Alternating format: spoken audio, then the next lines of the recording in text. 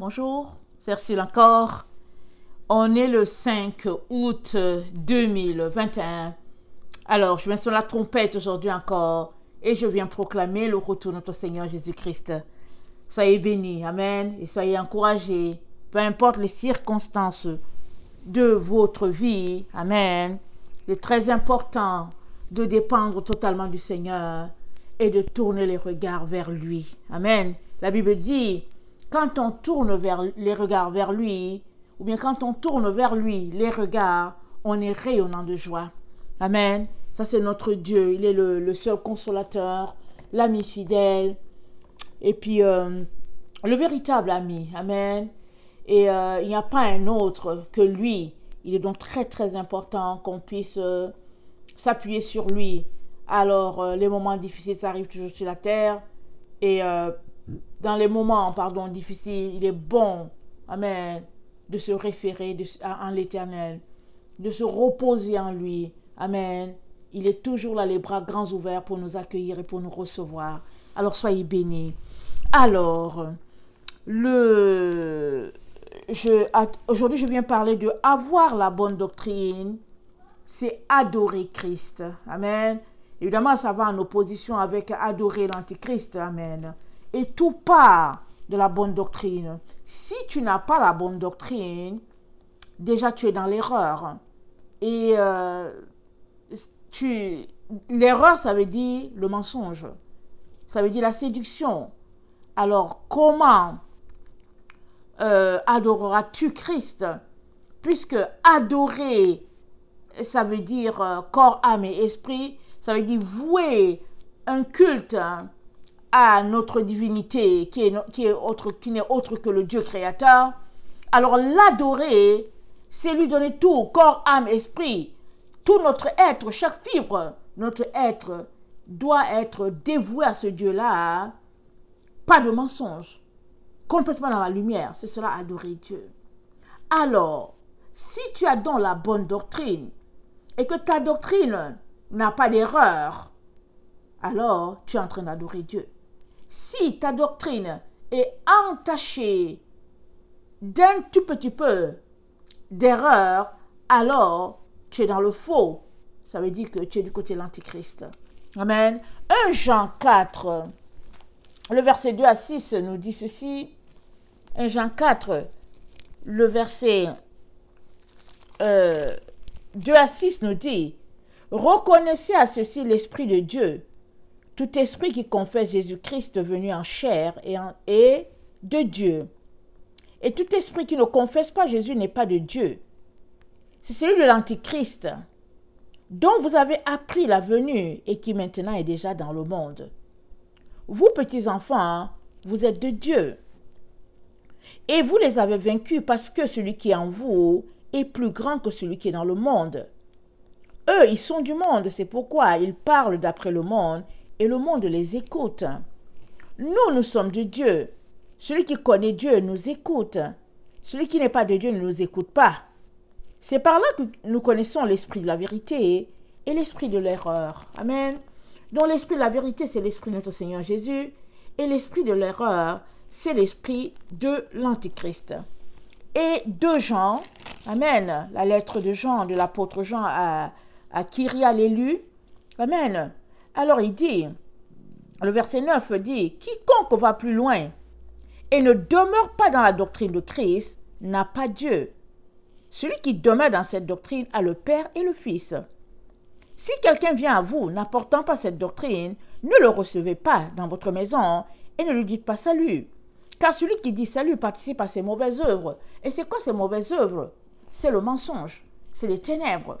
Donc, quand tu dis salut à la personne, l'apôtre Jean nous dit, le simple fait de dire salut, ça a une retombée spirituelle très très grande. Alors quand tu salues quelqu'un, c'est que tu viens connecter avec la personne. C'est que tu entres en communion avec la personne. Et Jean dit, quand tu entres en communion avec une personne qui a une doctrine contraire à celle de Jésus, tu es tout simplement en train de t'associer à sa vie fausse, sa vie portée vers le mal et les ténèbres et la séduction. Alors, il va très très loin. Et il dit que si tu as, ou bien si tu demeures dans la doctrine de Christ, tu as Dieu le Père, tu as Dieu le Fils. Mais si tu ne demeures pas dans cette doctrine, quand bien même tu penses que tu as Dieu, le Père et le Fils, tu ne les as pas. Parce que tu es dans le faux, parce que tu es dans l'erreur. Et quiconque est dans l'erreur ne peut pas se tenir devant Dieu, parce que tous ces gens-là, ils seront balayés devant sa face. Parce qu'il dit dans Apocalypse 21, le verset 7, il dit, celui qui vaincra héritera ces choses. Je serai son Dieu, il sera mon fils. Mais pour les lâches, les incrédules, les abominables, les meurtriers, les impudiques, les enchanteurs, les idolâtres et tous les menteurs, leur part est dans les temps ardents de feu et de soufre, c'est qu'est la seconde mort. Donc, si tu n'es pas dans le véritable, tu es dans le mensonge. Si tu n'es pas dans le véritable, ça veut dire que ta vie est entachée de mensonges et tu tombes dans ce jugement-là d'Apocalypse 21, le verset 7 qui dit que, le verset 8 qui dit que même les menteurs ne seront pas admis dans la présence de Dieu. Souvent on peut se dire, oh non, mais c'est juste un petit mensonge, c'est pas grave. Mais ici, on a la confirmation que les menteurs ne peuvent pas se tenir dans la présence de Dieu. Alors, donc, tu es donc appelé à tout faire pour sortir de toute séduction, que ce soit des séductions connues ou bien des séductions, comment on appelle ça là, quand tu n'as pas discerné. Souvent, on ne discerne pas les séducteurs. On écoute une personne, on se dit oui, vraiment elle est dans la vérité, etc. On mord dedans, alors que dans le fond, c'est du faux. Et on est dans ce temps-là où chacun, pour se faire valoir, tisse toutes sortes d'histoires autour de soi. Amen. Alors on essaie de créer une histoire, on essaie de justifier pourquoi est-ce qu'on prendrait tel médicament ou pas, on essaie de justifier pourquoi est-ce qu'on va dans telle direction ou pas, etc., etc. Mais tout cela ne change rien à ce que l'apôtre Paul nous a dit. Il a dit, nous sommes appelés à demeurer dans la vérité. Et si nous demeurons dans la vérité, amen, nous prouvons par là que nous sommes les enfants de Dieu. Et l'esprit de l'Antichrist ne peut pas demeurer en nous. Parce que c'est l'un ou l'autre. Soit tu as l'esprit de Christ qui est l'esprit de vérité, soit tu as l'esprit de l'Antichrist qui est l'esprit de mensonge. C'est l'un ou c'est l'autre. Donc, il nous revient donc, amen, de tout faire pour que notre vie n'ait rien à voir avec l'idéologie de l'Antichrist, sa pensée, sa manière de faire. Et puis bon, voilà. Et qui dit Antichrist, dit Babylone, dit système du monde dans lequel nous vivons. Il est donc très très important que nous puissions faire tout pour établir une séparation entre ce que nous pensons et ce que Dieu pense. Dieu nous a dit dans Isaïe, il dit, mes pensées ne sont pas vos pensées, mes voix ne sont pas vos voix, elles sont bien élevées au-dessus des vôtres. Ça là, ça veut dire que quand bien même on essayerait de colmater les brèches pour les mettre ensemble, ça ne colle pas. Et Dieu dit, la seule manière de séparer les pensées du monde avec les siennes, c'est que sa parole est une épée à double tranchant. Alors, la parole de Dieu, elle sépare, amen, ce qui est du monde d'avec ce qui est de Dieu, et elle juge. Elle établit un jugement clair et net. Et c'est l'autre facette. Autant c'est un Dieu qui nous donne la carotte, autant c'est un Dieu qui n'hésite pas de faire sortir le bâton parce qu'il est là pour nous redresser, nous ramener sur le chemin. Alors, si nous sommes de ceux-là qui ne lisons pas la parole de Dieu, je ne vois pas comment nous allons quitter nos idéaux de ce monde, nos valeurs, je ne vois pas comment. Parce que quand tu lis la parole de Dieu et que tu la médites et que tu prends le temps pour prier, alors tu viens confronter à cette réalité que il y a des choses que tu dois changer. l'apôtre Jacques dit, ne vous bornez pas à écouter la parole, mais mettez-la en pratique.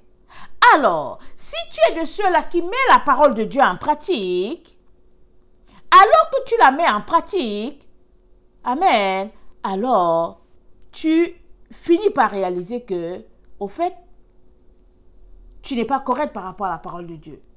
Tu finis par réaliser que tu n'es pas droit par rapport à la parole de Dieu. Et tu finis par réaliser que tu as besoin de venir devant Dieu pour demander pardon, pour dire, Père, pardonne-moi. Aide-moi, Père, à changer les choses qui sont à changer. Aide-moi, Père, à sortir du faux pour embrasser le vrai. Et dans 1 Thessaloniciens 1, amen, dans 1 Thessaloniciens 1, à partir du verset 4, nous lisons ceci. Nous savons, frères bien-aimés, de Dieu que vous avez été élus. Notre évangile ne vous ayant pas été prêché en parole seulement. Waouh! Les élus, c'est ceux qui n'écoutent pas seulement la parole, mais ils la mettent en pratique. Et on l'a déjà maintes fois mentionné sur cette chaîne-ci. N'est pas élu quelqu'un que Dieu a choisi, que toi tu seras élu l'autre part, mais est élu quiconque réalise que Dieu a fait de grandes choses pour lui, amen, et que il est de son devoir de se débarrasser des choses de la chair pour se consacrer à Dieu. Et la personne devient élue. Amen.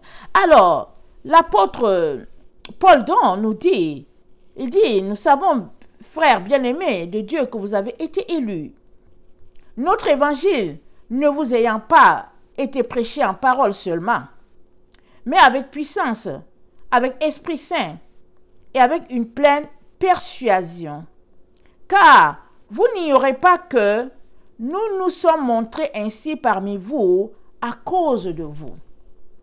Et vous-même, vous avez été mes imitateurs et ceux du Seigneur, en recevant la parole au milieu de beaucoup de tribulations avec la joie du Saint-Esprit. Ils avaient beaucoup de tribulations, mais ils étaient joyeux. Amen, c'est spécial. Comme quand on avait chicoté les disciples, la Bible nous dit dans Actes et Apôtres qu'ils étaient contents d'avoir été fouettés pour le nom de Jésus. Ils étaient contents qu'on les a bastonnés pour le nom de Jésus. Waouh! C'est quand même spécial, n'est-ce pas? Alors, les Thessaloniciens ont reçu la parole au milieu de beaucoup de tribulations, mais ils l'ont reçu avec beaucoup de joie. En sorte que vous êtes devenus un modèle pour tous les croyants de la Macédoine et de l'Achaïe. Non seulement, en effet, la parole du Seigneur a retenti de chez vous dans la Macédoine et dans l'Achaïe, mais votre foi en Dieu s'est fait connaître en tout lieu, de telle manière que nous n'avons pas besoin d'en parler. Car on raconte à notre sujet quel accès nous avons eu auprès de vous et comment vous êtes convertis, vous vous êtes convertis à Dieu en abandonnant les idoles pour servir le Dieu vivant et vrai. Ils ont abandonné les idoles pour servir le Dieu vivant et vrai. Maintenant, posons-nous la question. Avons-nous abandonné nos idoles? Souvent, quand on parle d'idole, on pense tout de suite aller chez le marabout. On se dit que bon, moi je ne veux pas chez le marabout, je n'ai pas d'idole. Je n'adore pas, au fait, Mahomet, je n'ai pas des idoles. Je n'adore pas sous l'arbre comme au village, je n'ai pas des idoles. Mais les idoles, c'est bien des choses. Ça peut être ton cellulaire. Ça peut être ton travail. Ça peut être tes vêtements, tes chaussures. Ça peut être ton football, ton sport que tu aimes. Je ne sais pas, on peut mettre beaucoup de choses dans les idoles. Alors, eux, ils ont abandonné les idoles pour servir le Dieu vivant. Alors, et pour attendre des cieux son Fils qu'il a ressuscité des morts, Jésus qui nous délivre de la colère à venir. Ils ont abandonné les idoles pour attendre des cieux son Fils, Jésus, qu'il a ressuscité des morts et qui nous délivre de la colère de Dieu. Alors, Jésus étant celui qui nous délivre de la colère de Dieu, la seule manière pour toi et moi de l'avoir, amen, c'est de marcher dans sa doctrine. Ce n'est pas de marcher dans la doctrine montée de toutes pièces par les êtres humains, satisfaisant leur chair, mais c'est de marcher dans la doctrine que Jésus-Christ a enseigné aux disciples, lesquels nous ont enseigné aussi la même doctrine. Nous sommes dans un siècle où tout a été falsifié. Et pour la satisfaction de la chair, on a placé les choses par-ci et là. Amen. Changer les choses, nous disant que c'est comme ça qu'il faut adorer Dieu, et il y a une manière de se comporter, telle dénomination a sa façon de faire, telle autre, et puis etc., etc. Un méli-mélo. Mais il y a un seul Dieu. Il y a un seul Seigneur. Il y a une seule doctrine. Il y a un seul baptême. Il y a un seul Saint-Esprit. Il y a une seule église. Il n'y a pas deux églises. On ne peut donc pas se retrouver à avoir 1000 églises et puis dire que oui, nous sommes les témoins de Jéhovah et puis les autres, oh, nous sommes les baptistes, etc. Non, il y a une seule église. Voilà pourquoi il y a une seule doctrine. La doctrine a été donnée pour une seule église, avec sa manière de faire, établie déjà à l'origine par notre Seigneur Jésus et les prophètes. Maintenant, si nous ne voulons pas marcher selon ce que Jésus a dit, ne dites pas que nous suivons Jésus, disons tout simplement que nous sommes dans de l'idolâtrie. C'est tout. Mais ça fait du bien de dire que oui, je suis chrétien, n'est-ce pas? Mais chez moi, on fait ceci, on fait cela. Tout ça, c'est la fausseté. Et quand on lit la parole de Dieu, nous venons à la conclusion, à la compréhension que si nous n'avons pas la véritable doctrine, nous sommes dans le faux. Et Éphésiens 2 nous dit, attendez, Éphésiens 2, attendez.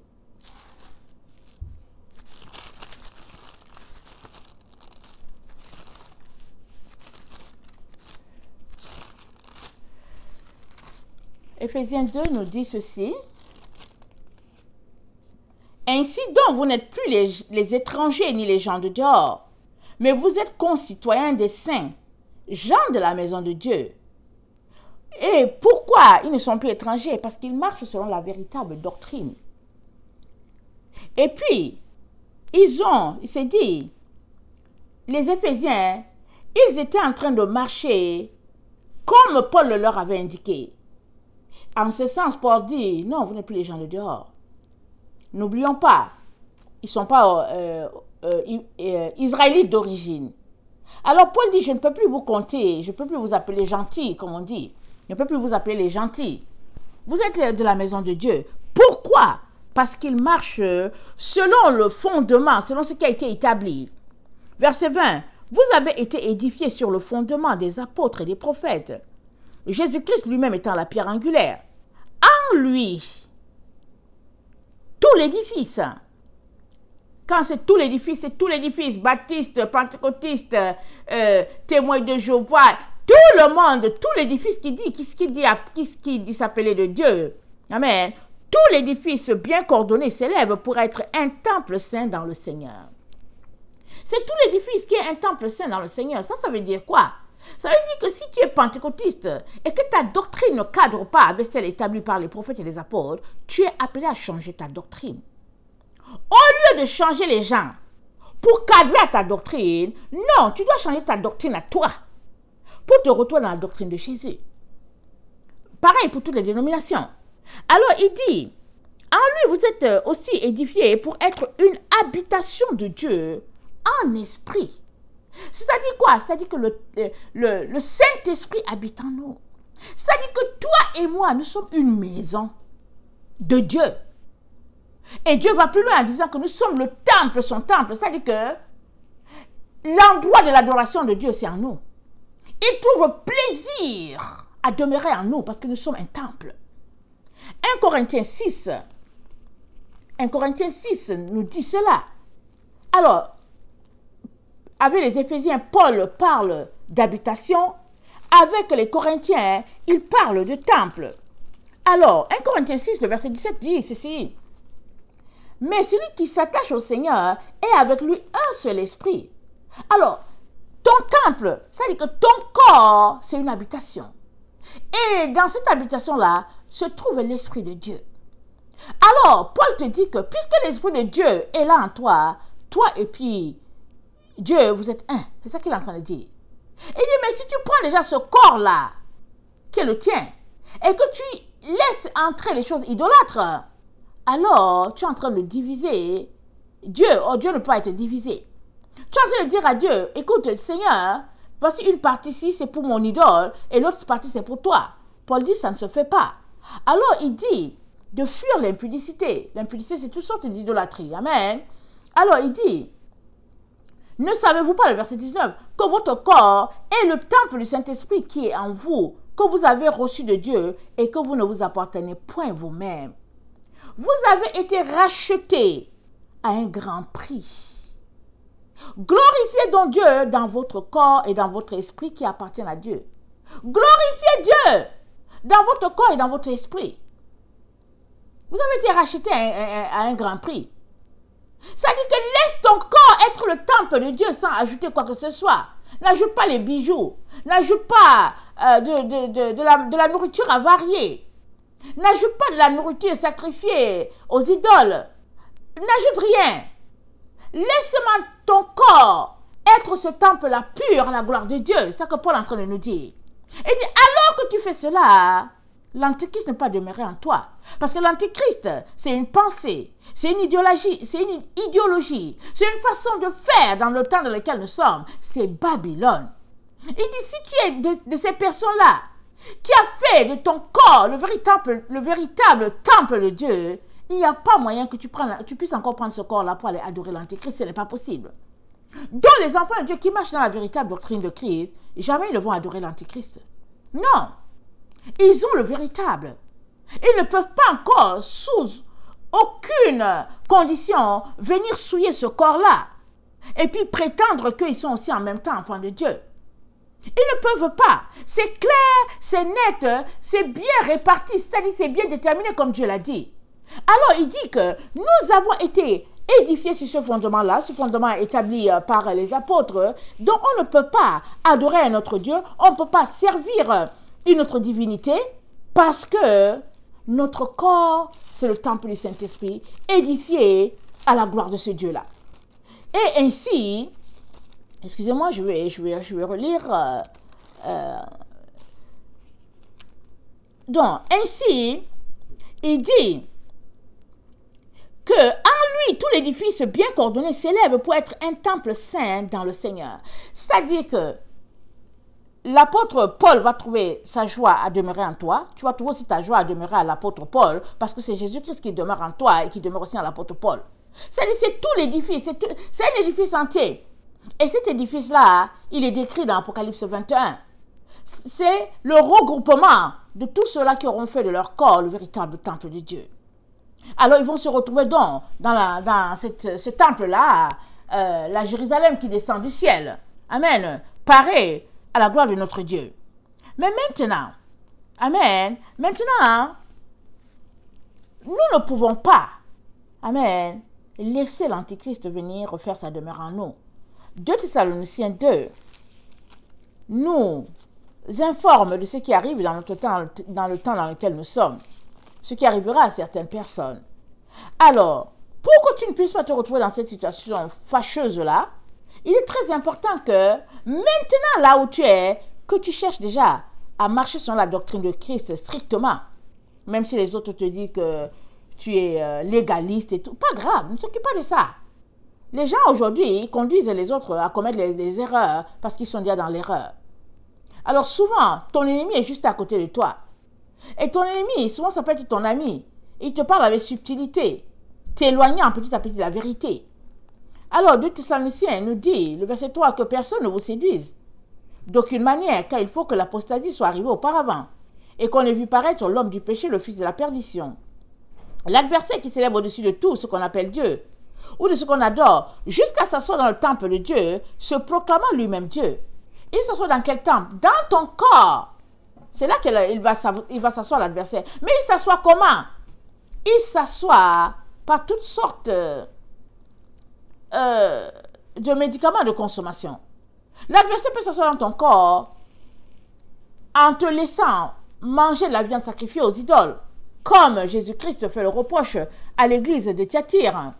Il lui dit, écoute, tu laisses la femme Jézabel séduire mes serviteurs et puis aussi commettre l'adultère. On va le lire rapidement. Il dit, le verset 20, il dit, mais ce que j'ai contre toi, le verset 20 dans Apocalypse 2, ce que j'ai contre toi, c'est que tu laisses la femme Jézabel, qui se dit prophétesse, enseigner et séduire mes serviteurs pour qu'ils se livrent à l'impudicité et qu'ils mangent les viandes sacrifiées aux idoles. Je lui ai donné du temps afin qu'elle se repentisse. Elle ne veut pas se repentir de son impudicité. Alors, ton corps, il doit être sain. Peu importe ce que tu bois, peu importe ce que tu manges, peu importe ce que tu mets dessus, que ce soit extérieur, intérieur, tout, ton corps doit être sain, nickel, à la gloire de ton Dieu. Si ça ne l'est pas, c'est que ce corps-là, qui est le temple de Dieu, il est souillé. Et parce qu'il est souillé, alors tu donnes carte blanche à l'Antichrist de faire son règne en toi, de demeurer en toi. Pourquoi? Une fois qu'il est souillé, il dit, attendez, le verset 7 dans 2 Thessaloniciens 2 dit, car le mystère de l'iniquité agit déjà. Il faut seulement que celui qui le retient encore ait disparu. Alors paraîtra l'impie que le Seigneur Jésus détruira par le souffle de sa bouche et qu'il anéantira par l'éclat de son avènement. L'apparition de cet impie se fera par la puissance de Satan, avec toutes sortes de miracles, de signes et de prodiges mensongers. Donc, le mensonge, amen, ne commence pas seulement par le fait que tu es en train de mentir par tes lèvres, amen. Le mensonge commence par la doctrine que tu suis, amen. Alors, si cette doctrine-là, elle est fausse, tu es déjà dans le mensonge, même si tu ne le sais pas. Même si tu ne le sais pas. C'est à force de lire la parole de Dieu que tu vas finir par découvrir que, ils ont inversé le véritable Jésus. Ils nous ont donné un Jésus qui n'a rien à voir avec le Jésus-Christ de Nazareth, le Fils de Dieu. Mais il faut que tu lises. Pendant que tu lis et que tu pries et que tu cherches, tu te rends compte qu'il y a quelque chose qui ne va pas. Et tu compares le milieu que tu côtoies les dimanches et tu te rends compte qu'il y a quelque chose qui ne va pas. Mais si tu ne lis pas et que tu te fies seulement à ce qui est véhiculé autour de toi, tu ne te rendras pas forcément compte. Et tu seras en train de pratiquer de la religion. Pratiquant la religion, tu es dans le mensonge. Et étant dans le mensonge, tu donnes carte blanche à l'Antichrist de venir demeurer en toi. C'est ça que la parole de Dieu dit. Alors, ça dit, alors Dieu leur envoie une puissance d'égarement pour qu'ils croient au mensonge. Afin que ceux qui n'ont pas cru à la vérité, mais qui ont pris plaisir à l'injustice, soient condamnés. Alors, petit mensonge, ça devient gros mensonge. Gros mensonge, à un moment donné, ça mérite tout simplement d'être livré. Et l'Antichrist vient et il fait sa demeure. C'est pourquoi dans les temps dans lesquels nous sommes, il y a un groupe qui, au fait, va se sanctifier. Il y a un autre groupe qui va aller dans la tendance, la mode. Et finalement, le groupe qui ira dans la tendance, c'est tendance antichrist, n'est-ce pas? On est dans l'esprit de l'antichrist. Alors la tendance du moment, c'est l'antichrist. Alors l'antichrist régnera dans plusieurs personnes. Tout simplement parce qu'ils ont commencé leur vie ou bien ils vivent dans un mensonge.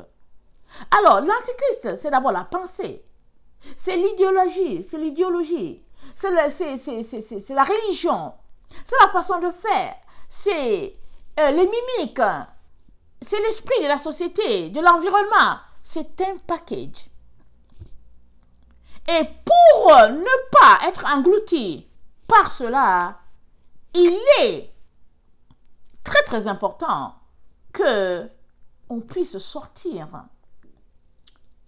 de nous tout ce qui est faux, même si c'est petit, toute séduction, même si c'est infime, parce que ce qui est infime là, si c'est ténèbres, ça va grossir, parce que ton corps et le mien sont appelés à demeurer dans la pureté. On ne peut même pas avoir, c'est-à-dire qu'on ne doit même pas laisser une petite brindille dans ce corps-là, on ne peut pas. Alors, voilà où nous sommes. Il est donc très très important, mes chers frères et chères sœurs, qu'on puisse s'arrêter et se demander vraiment où est-ce qu'on se trouve en réalité et jusqu'où on est prêt. Amen. À nous débarrasser de tout ce que le Père n'aime pas, afin que l'Antichrist ne puisse pas régner sur nous. Parce que c'est dit que ils l'adoreront, ceux dont le nom n'a pas été écrit dans le livre de vie de l'agneau. Mais est-ce que c'est Dieu qui n'a pas écrit le nom des gens? Non, c'est pas Dieu. C'est tout simplement que ces personnes-là n'ont pas travaillé de manière à être des élus. Ils ont juste accepté qu'ils étaient appelés. Ils étaient contents d'être appelés. Ils ont célébré qu'ils étaient appelés. Et puis, ils n'ont pas travaillé d'arrache-pied pour se retrouver parmi les élus. Et quand le moment est venu, ils se sont retrouvés à adorer l'Antichrist au lieu d'adorer le Créateur. Et nous sommes dans les temps où il nous est mentionné d'être persévérants et pas à peu près. Nous devons travailler d'arrache-pied, avec crainte et tremblement. Paul dit, travaillez à votre salut avec crainte et tremblement. Je pense que c'est dans Philippiens. Afin que nous ne puissions pas perdre, amen, notre travail. On doit travailler vraiment de manière assidue. Ne pas se laisser distraire. Peu importe les épreuves, la difficulté, on doit continuer de se battre. Pour ne pas laisser l'envahisseur nous gagner et après nous compter parmi les siens. C'est une affaire intense, c'est une affaire de détermination, de volonté, mais de marche dans la lumière. Et la marche dans la lumière, c'est la marche de la vérité. Tu ne peux pas marcher avec Jésus et en même temps marcher avec l'Antéchrist, tu ne peux pas. C'est pas possible. Il est donc très très important que, alors que tu m'écoutes là, que tu puisses encore te questionner, que tu puisses encore aller lire pour savoir où est-ce que tu es en réalité. Souvent, ça n'a l'air de rien. Hein? Ça n'a l'air de rien, juste manger. Tu viens de souiller ton corps. J'ai déjà répété plusieurs fois comment avant on aimait manger dans les restaurants chinois. Les buffets, on y allait, et puis bon, on peut se servir plusieurs fois. Mais, oulala, quel déchet on mettait dans notre corps. Quel déchet. Quand le Seigneur, en tout cas, nous a repris, il était hors de question. Le Seigneur dit non, non, non, non, non, non, et non, et non. Et finalement, on a été délivré de cela depuis un bout. Mais quand on s'arrête, ça va faire peut-être 4 ans qu'on n'a pas mis pied. Mais quand on s'arrête là, amen, on se dit, mais pourquoi même on y allait? Pourquoi est-ce qu'on y allait? Mais c'est parce qu'aujourd'hui, on a été délivré. C'est parce qu'on est sorti de cette souillure-là qu'on se dit, mais pourquoi est-ce qu'on y allait? Mais avant, on était aveuglés, donc on continuait d'aller. Et puis, qu'est-ce qui nous attirait là-bas? Les mets. On était attiré par les mets, les plats asiatiques. Mais qu'est-ce qu'on mangeait? On mangeait les démons. Puisque quand tu manges quelque chose qui est sacrifié aux démons, amen, tu partages, tu as une communion avec les démons. Or, le temple de Dieu que nous sommes, nous ne pouvons pas avoir une communion avec les démons, ce n'est pas possible. Dieu demeure dans ce temple-là, c'est sa maison. Elle doit être nettoyée à tous les jours. Si toi, tu es capable de nettoyer ta maison terrestre à tous les jours, t'assurer que ça doit être propre, nickel, à combien plus forte raison, ce corps-là, qui est le revêtement que Dieu nous a donné lui-même, on ne peut pas le souiller. Est-ce que tu lui as demandé la permission de savoir qu'est-ce que tu dois mettre dedans?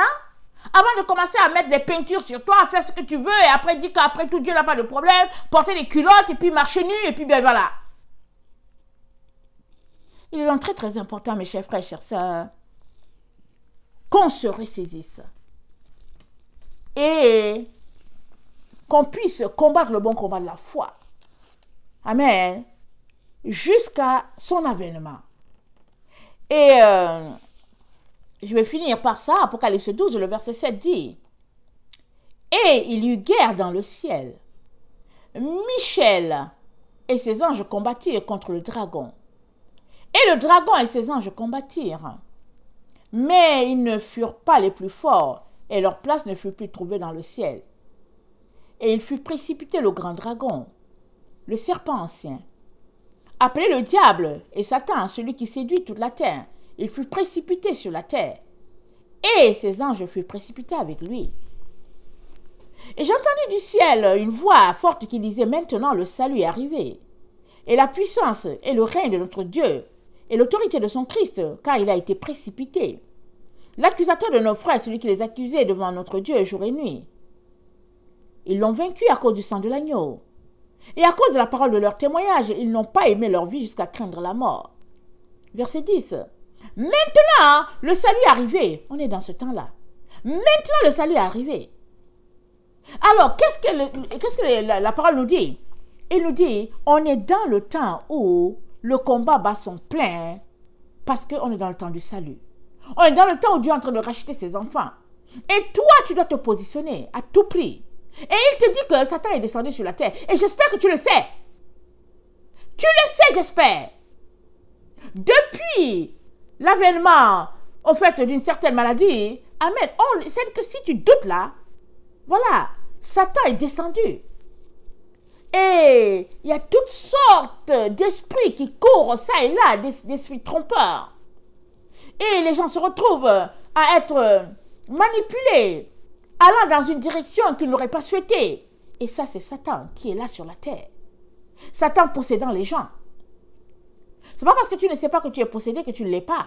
Alors Satan possède les gens par-ci, par-là, par toutes sortes de slogans, de mensonges, de séduction et tout et tout. Et Dieu te dit, c'est le temps du salut. Il te dit, ne perds pas ta récompense. Et il dit plus que jamais, sanctifie-toi encore, purifie-toi encore, parce que le combat bat son plein. Et il dit que toi et moi gagnerons notre combat tout simplement en donnant notre vie à Jésus. Jésus a dit, quiconque voudra sauver sa vie la perdra. Alors il est en train de te dire, c'est le temps de perdre ta vie. C'est le temps pour toi que ta vie ne compte pour rien. Il dit, alors que ta vie ne compte pour rien, là où nous sommes, c'est là que tu la gagneras. Parce que Jésus-Christ, il est ta vie. On est vraiment dans des moments intenses, vraiment, vraiment intenses. Amen. Ne nous laissons pas distraire. Ne nous laissons pas décourager. Peu importe l'épreuve, peu importe la lourdeur, peu importe la difficulté, continuons notre combat. Parce que de l'autre côté nous attend notre Rédempteur. Je vous aime beaucoup. Et Dieu davantage. Maranatha, Jésus revient. Amen et amen. Oui, il revient. Il est à la porte, notre Seigneur. Ne te laisse pas voler ce que le Père a pour toi, s'il te plaît. Ressaisis-toi. Amen. Et laisse ceux qui veulent se perdre. Laisse-les aller à leur perdition, à leurs illusions. Laisse-les. Débarrasse-toi de ces personnes-là. Considère le psaume 1. Débarrasse-toi. Réfugie-toi dans ton petit coin et cherche ton Dieu. Il viendra et se révélera à toi. Amen. On ne marche pas en groupe pour le ciel. On marche, c'est une marche individuelle. Et quand on se retrouve au ciel, on s'embrasse, on se dit, waouh, tu l'as fait. Waouh, waouh. Mais on ne marche pas en groupe pour le ciel, ça n'existe pas. Que le Seigneur bénisse sa parole. Je vous aime beaucoup et Dieu davantage. Maranatha, Jésus revient. Amen et amen. Soyez bénis.